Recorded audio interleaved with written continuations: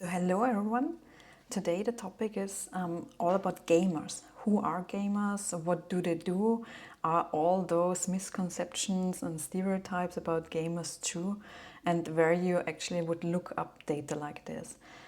So every year there's one report which is published, which is called the Essential Facts about the US game industry.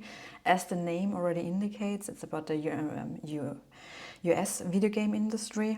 There are several other reports out there, like from Statista or Newzoo is always quite famous. But every year the Entertainment Software Association would publish an annual report with different in-depth data on gamer demographics and actually also the video games industry in general. So this is a report I'm very excited to have every single year, and it's quite interesting.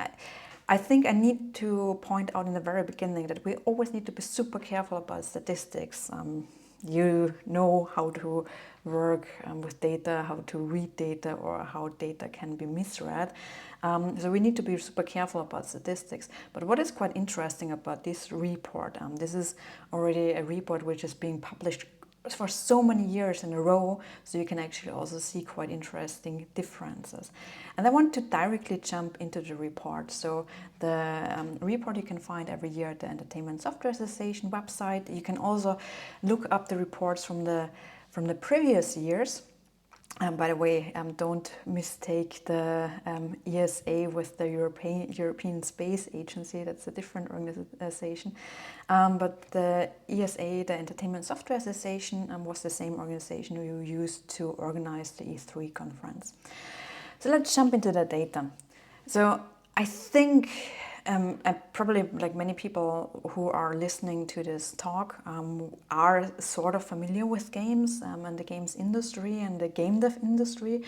However, if I would give a talk to the general public about games and gamers, there are still so many misconceptions out there. So if I would ask you, how would you imagine a typical gamer? I could bet that many of you would think of a young boy sitting in a basement and playing all night long. But the truth is, and this is quite well represented in this report, if you think of a typical gamer, you should think about someone like me. So also given the age and also the gender, also me, I'm a very typical gamer. And let's directly jump into the data. We will just look at some of the pages of this report, which I found quite interesting. You can already see it's like 31 pages of an overview. Everything is represented with pretty nice graphics. And here there's already the big spoiler. The typical gamer is in average 36 years old and was playing video games for almost 17 years. And this is quite interesting again. If we compare it with the previous data, this is already stated here in the foreword, it's quite interesting to see that 20 years ago the average video game player was younger. It was 29 years old based on their data. So you can sort of see that gamers are growing up. So I, for instance, I can remember playing my first video game. Think for a second, what was your first game you played? Also maybe post it down in the comments. I think we're all curious. So my very first video game was Prince of Persia, like the really original one with this prince. You have like it was running on a DOS machine.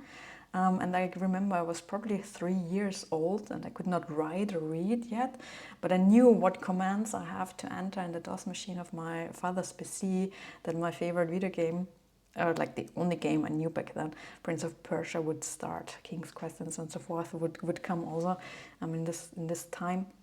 What is quite interesting, if you recap, I am in a generation which sort of grew up with video games. So I cannot remember any year of my life without playing video games, and some of them have a very special place in my heart. And the same could be true to many for you. And it's interesting that we are now the generation which grew up with video games, or even a little bit before that.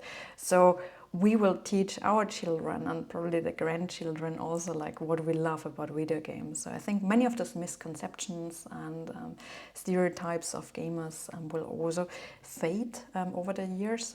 And we can already see that there are more people playing video games than that are not. The video game players are growing up, sort of.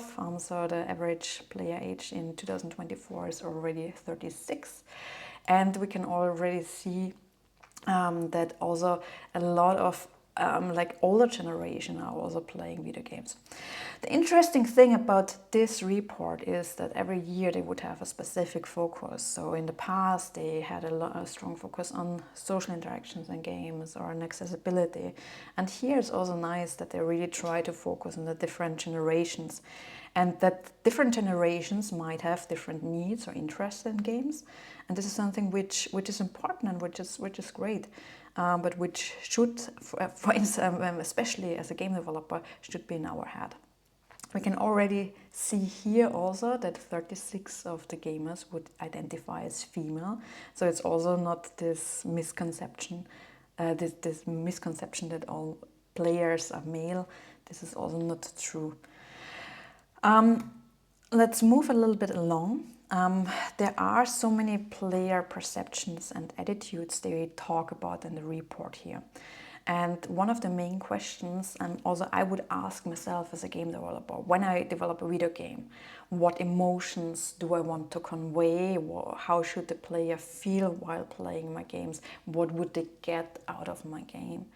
And here you can already see that the US adults would agree that games bring joy through play. So joy is an important factor, but also things like mental stimulation, stress relief, accessible experience for people with different abilities, improving cognitive skills, bringing different types of players or people together.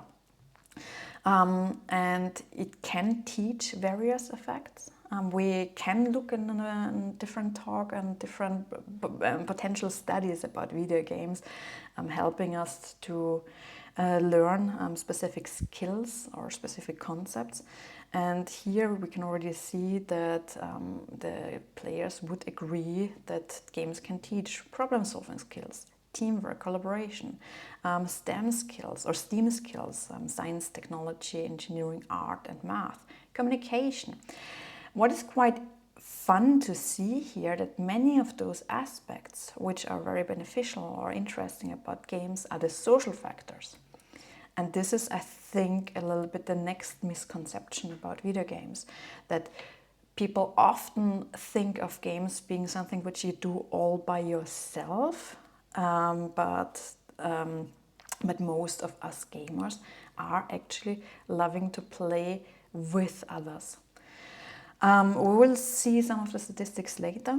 Here we can already see a little bit the differences about the different generation groups. So for instance, Generation Alpha would be more interested in arcade games. Millennials really love their puzzle games. Boomers are also into puzzle games. Generation Z again into arcade games, and Generation X again in puzzle games. So we can see that there are different games for every generation, but there might be differences. In terms of platforms, mobile is really taking over. This is something which is also quite interesting to see over the years, that there's way more mobile games emerging every single year. But there's this constant discussion, will PC games or will console games will die out? I am very sure that not, even though it's a quite interesting discussion to have. But this should be a different Pandora box, which will not be opened in this talk. Here we are. Here are the social aspects. So again, games are really about the social aspects as well. So many of us constantly forget that gamers are a highly social activity. If I think about my favorite games or my favorite gaming moments or moments when I played or maybe even won in video games, playing with my friends, playing with family, playing with partners. And this is something which can be very much demonstrated by those statistics. 88% have played games online, so online playing is something which really brings us to other people.